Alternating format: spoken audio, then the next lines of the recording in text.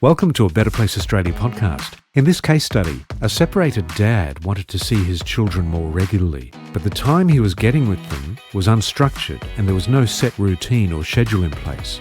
Better Place Australia Family Dispute Resolution Team Leader Eliza shares how she worked through the issue with each of the parents and what the outcome was.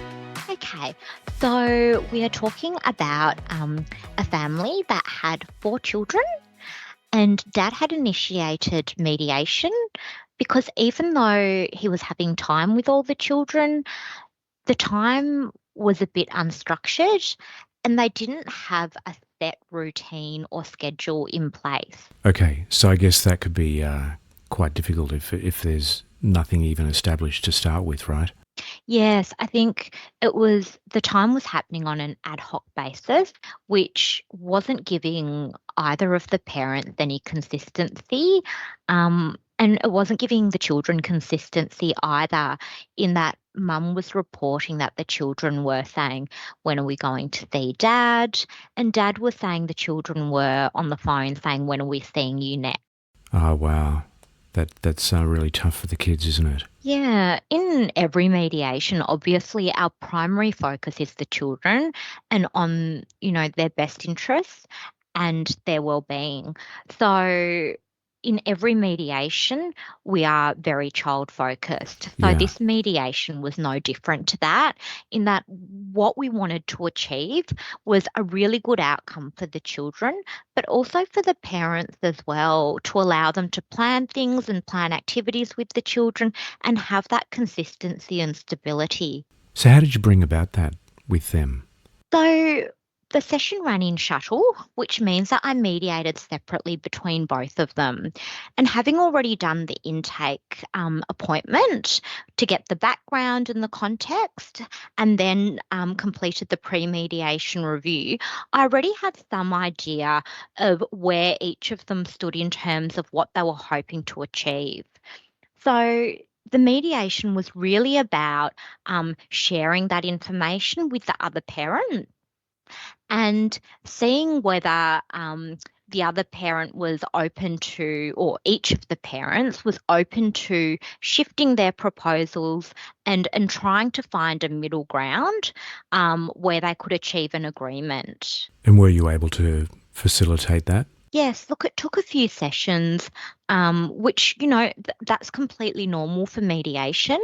And it really took a lot of effort on the parents' part to go away and think about, how important is this? Is a 2-hour difference something that I am going to really not be able to agree to?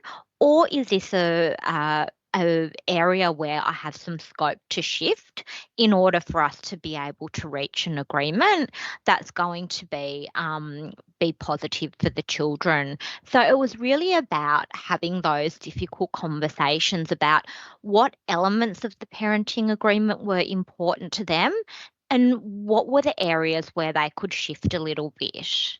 Great. Mediation isn't a situation where there's a winner and there's a loser. Yeah. Basically, what we want from mediation is for the children to be the winners in every scenario. Yeah, good. So the outcome of that was really that both parents were able to ultimately compromise. It took us a while to get there.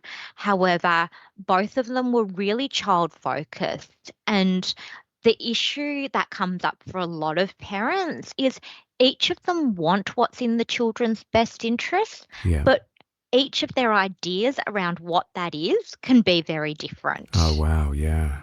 How do you navigate those waters? Yeah, look, as a practitioner, we don't give the parents any directives or tell them what to do. Yeah. It is a process that should be empowering, and where they, do have that decision-making power to make decisions about their families and what's in their children's best interests.